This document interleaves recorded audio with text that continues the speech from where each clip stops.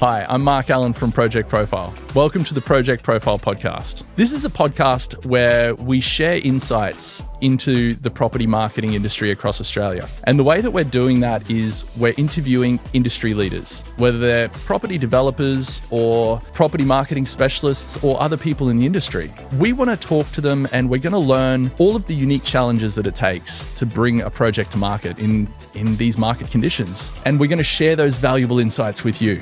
So come along with us on this journey, whether you're listening to us on your way to work or watching us on YouTube.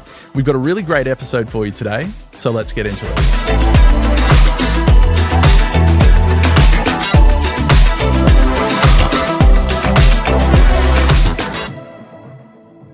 Hi everyone, today we are back with Beck Jane West from Project Profile. And today is the first episode in our series about the campaigns. We're going to take a deep dive into each of the stages of the campaigns for projects and take a look at what it takes to deliver them and the difference between them. So, Beck, thanks for joining us today. No worries. Excellent. And today we're talking about the very first part of the campaigns that go out there for property projects. Mm-hmm. And these go by a bunch of different names, actually. Sometimes they're called hype campaigns. Sometimes they're called coming soon. Or a register your interest campaign. But the idea is that they run at the very, very beginning of a property project. And not everyone does them, but I think we'll discover today that they're a pretty important part of launching a property project. Yeah. So tell me about the coming soon campaign. Well, I guess the coming soon is the pre-launch. It's once you've got the brand, you've got the location, you've got your DA in, and you're ready to kind of start getting some people on the mailing list, get a little bit of interest, and put it out there. Yeah. Okay. And so, where does this kind of campaign, like when would you start it? Not everyone would run it. So you'd obviously start it right at the beginning. Would you wait for the DA to start that?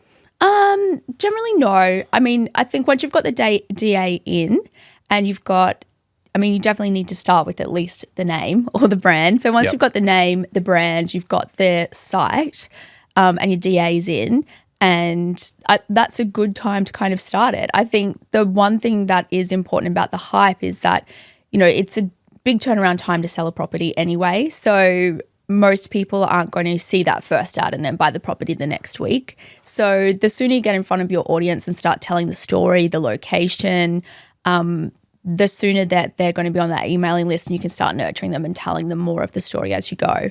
So if you're looking at a 6 to 12 month lead time for someone to purchase or make the decision to purchase, and, your launch campaign realistically is only 2 to 3 months. I mean, it sounds like, we're going really early, but in that whole buyer's turnaround time and the storyline, it's actually pretty quick. Yeah. Yeah. And so the idea of a hype campaign, let's just call it a coming soon campaign. The idea behind the coming soon campaign, the strategy is to generate inquiries or registrations onto a database before it actually goes to market. So what do you do once you have that database? Do you treat it any differently, or does it just become a pool? Yeah. I guess it depends how long your hype campaign is going to go for. If it's only going to be a 6-week, then you can probably shoot one kind of EDM in the middle. If it's going to be longer or indefinitely until you've got your approvals to go through, then once that person is on the list, you want to start doing the blogs and the EDM every month, start telling the story, what it feels like to live there, what's close by. I mean, by the time the DA's in, you're going to have an idea of the residence facilities, 1s, 2s, 3 bedrooms, 5 bedrooms. I mean, you've already got quite a bit of information if they're going to be someone who's downsizing or young professionals. So there's a whole lot of information that you can start putting out there before people are actually buying the product.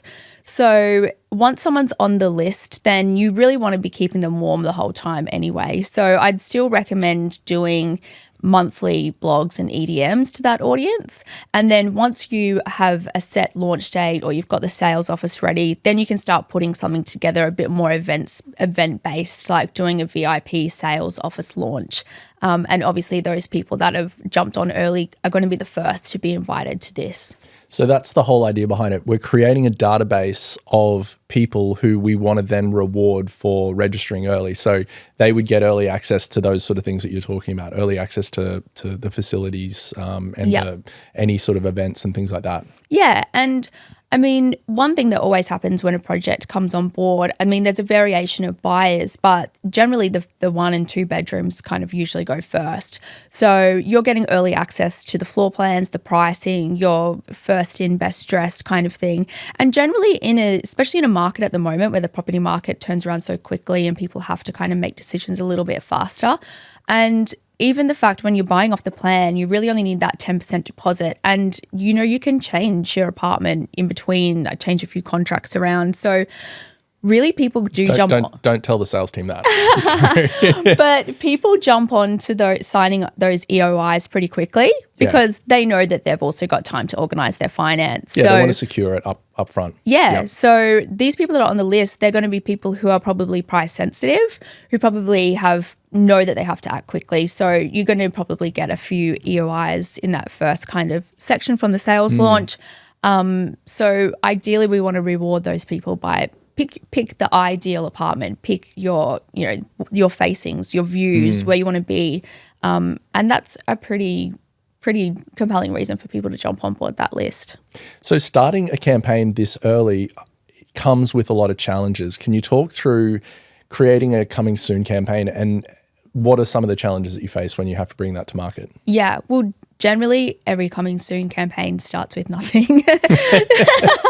No renders. No photography, no fly-throughs, no videos, and very little branding as well. Yeah, pretty much. Maybe a logo. Yeah. At this point, you may just have a list of the location, the buyer personas, if you're lucky. What apartments, no layouts, no floor plans. It's just 1s, 2s, 3s, maybe some penthouse apartments. And you pretty much just have a name and a logo at the coming soon. Some people have a little bit further down the track and some people a little bit less. So generally to launch that coming soon campaign, the best thing to do is get out there and get local area photography and videos, short little snippets that can be chopped up, and we can use stuff like tiles and quote tiles. And we can also edit up the little videos to kind of be like, coming soon and the logo shining through. So there's still a big story to be told, even though you have no renders of internals, externals. And generally, even at that stage, pre-DA, you can't really put a lot of the external renders out there, even if you have them, because they potentially change. That's 100%. Happened so many times. Yeah.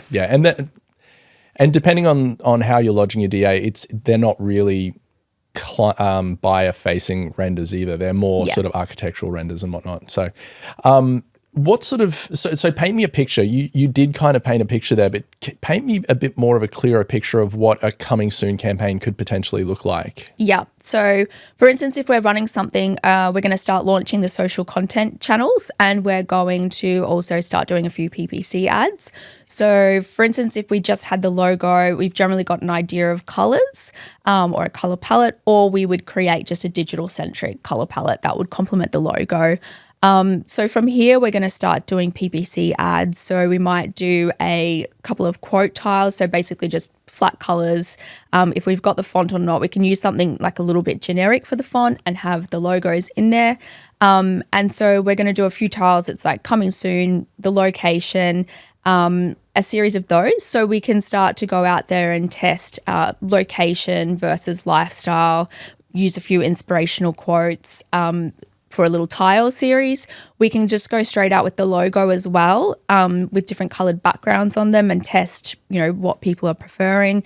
Then from there, we can do like a short little video series. So at that point, we could split it out into whether people like dining, entertainment, or whether they like exercise and fitness, or whether they like location or transport hubs, and start testing at that early stage what people are most interested in. So if we go, we're putting a whole heap of, say we've got a South Brisbane project, and we do a whole lot of ads that are like, transport hub, close to South Bank and the river, dining in restaurants, cafes, and, shows, cultures, QPAC, all that stuff.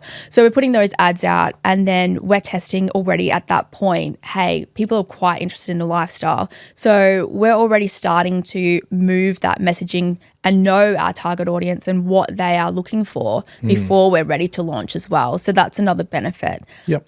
So we're going to put out these kind of things. We're going to also test videos against still images, might even test a few different carousels, some that are front heavy with more stylized kind of images, and the other one is more more location and a bit, in your face. And when you're saying videos, you're taking lifestyle photography and stitching that together in a slideshow video? Yeah.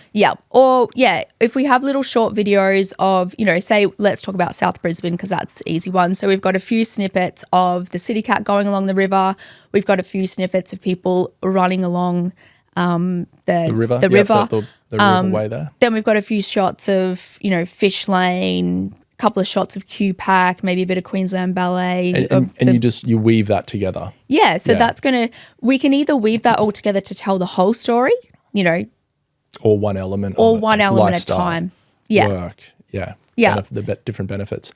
And so in amongst the normal campaign structure, we generally run a brochure download, a click to landing page, and a retargeting campaign. That's not going to fly for this sort of campaign structure. So instead of a brochure, would you use a brochure download?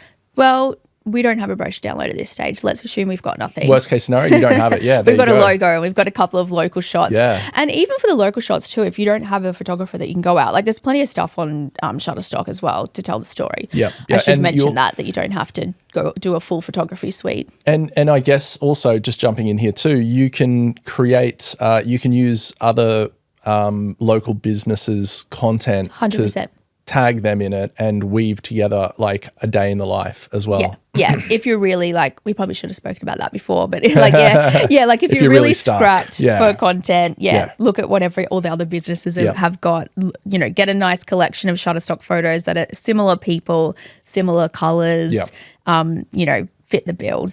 And so now back to the brochure download. Yeah. So if you've been handed this campaign, you've been given a logo and maybe a color palette, no brochure. So how do you entice people to register? Yeah. Well, we definitely wouldn't be doing a brochure download or anything at this stage. I think the whole mentality of knowing what's first or being a sticky beak is going to get people on this wait list. So it's FOMO. Yeah. And it's a combination of people who, what is happening next door to me? Or people are driving past and they go, or they're waiting in that area. They know that they drive past there. It's convenient. It's close to their work, close to their gym, and they see that hoarding go up, or they see they see something go up, and they're like, I want to know what that is. Yeah. So there's that element, and then there's people who are always looking in that area for new stuff to pop up, and then there's people who they ideally want to buy an apartment or a home in that area, and they're maybe they're feeling out the price point a little bit. So that's generally people who are at the very start of their buying journey. So at this point, we don't really need to sell them a brochure. We just need to sell them that there's something coming and that they want to be a part of it. So even if you have a brochure, it's not a problem because the new or the FOMO, when you put it out there, is enough to entice people to register, to have a sticky beak, to find out what's happening and learn more about it as that drip feeded information comes out. Yeah. I mean, even at this point, we probably wouldn't have an email nurture campaign even at this early stage just because we don't have the full story. Yeah. And we're not talking to them a lot. We're more just like, hey, every now and again, just we're not bombarding them. We're not burning out the list really early. We're just pop in every now and again to be like, hey, we're still happening. Yeah. And like I mentioned earlier, sometimes a hype campaign can be planned because some people don't, do their hype until they're pretty close to DA's approved and everything. So they're like, we're doing it for 8 weeks and we know that. So that can be, maybe we will have that E&C going if we've got a deadline. If it's something that's indefinitely like, hey, we've got it in and now we're just waiting, then, we're still going to be doing that monthly blogs and EDMs. Just to keep them interested. Keep the touch points up as along the way. Yeah.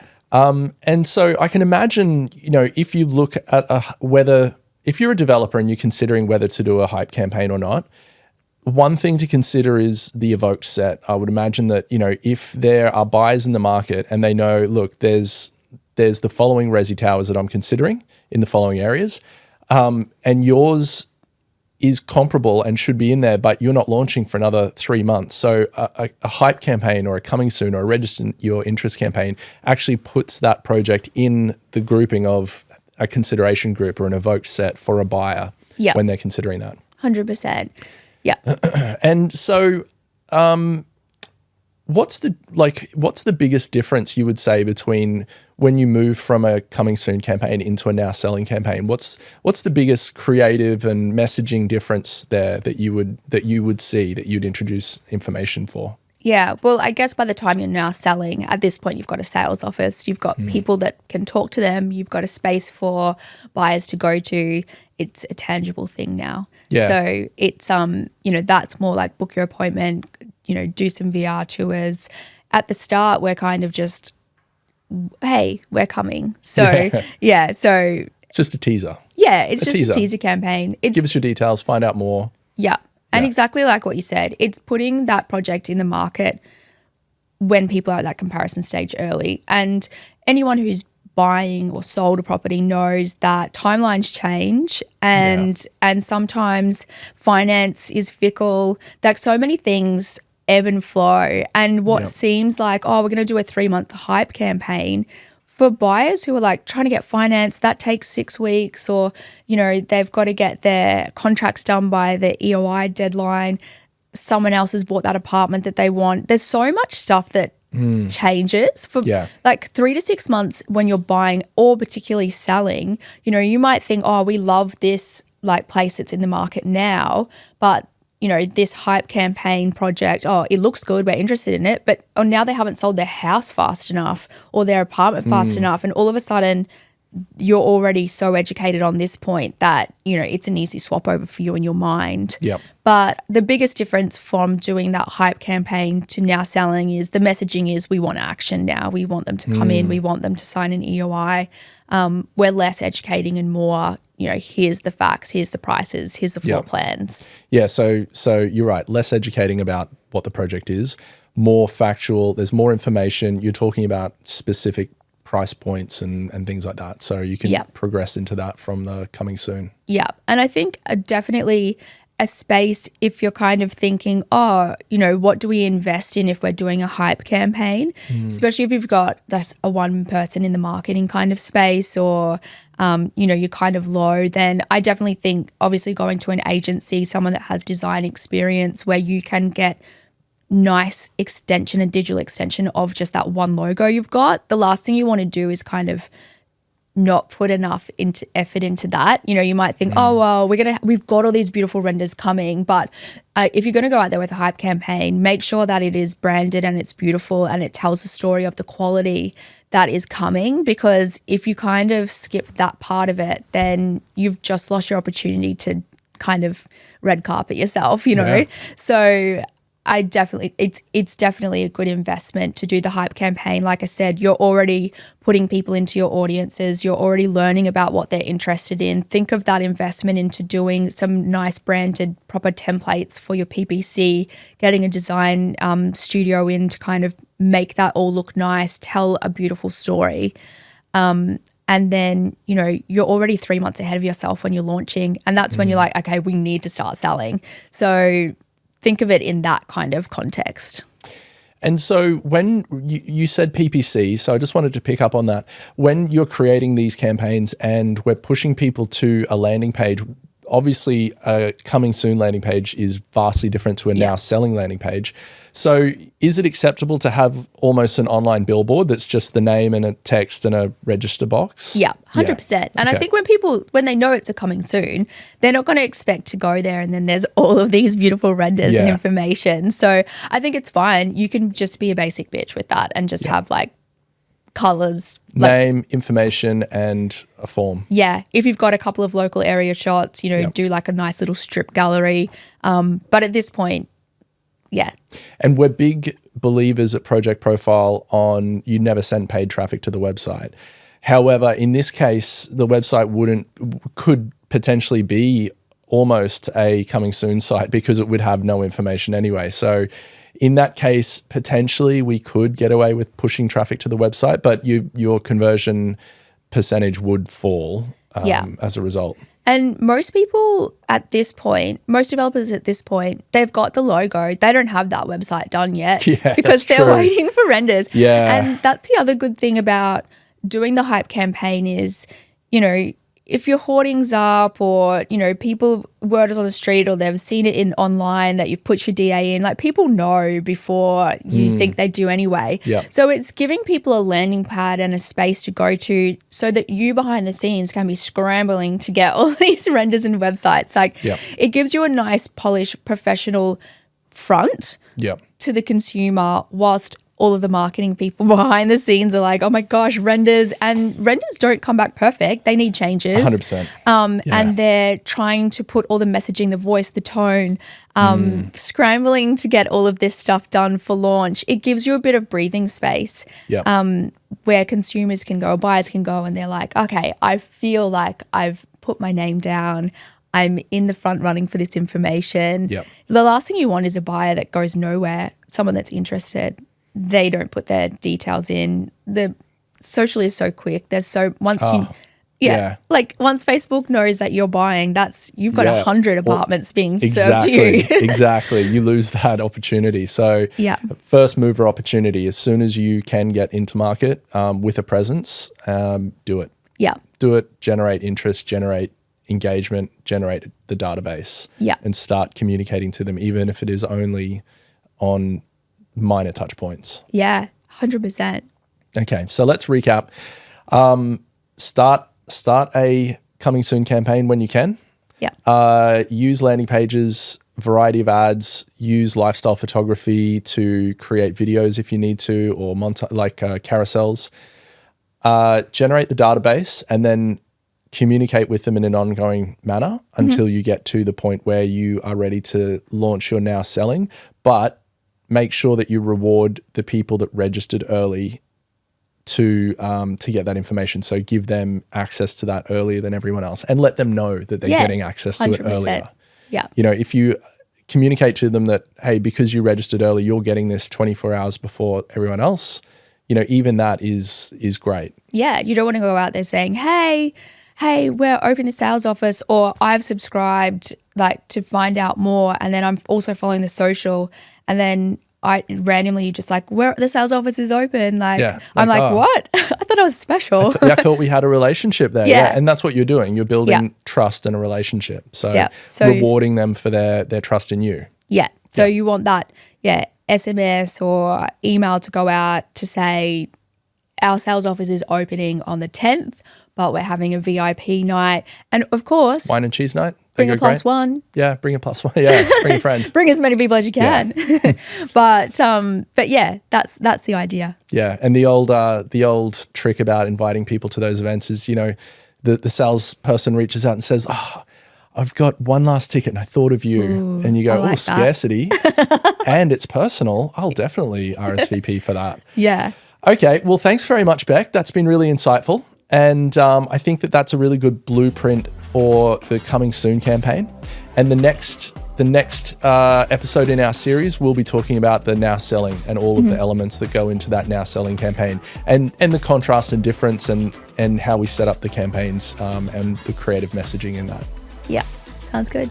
Okay, thanks very much for joining us today for our first episode in the campaign series.